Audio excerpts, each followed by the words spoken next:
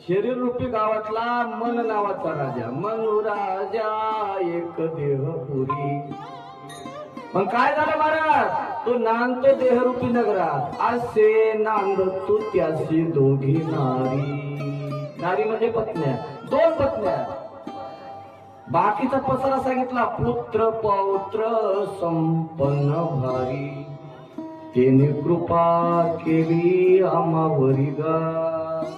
मनानं कृपा करावी लागते, मनानं कृपा केली तर परमार्थ होतो. ऐका, त्याच्याकरता मनरूपी राजानं कृपा करावी लागते. त्या मनरूपी राजाला दोन पत्न्या आहेत, एक प्रवृत्ती नावाची आणि दुसरी निवृत्ती नावाची. देव देव करायला लावणारी एक आणि देवदेवापासून लोटणारी बाजूला एक, दोन पत्नी.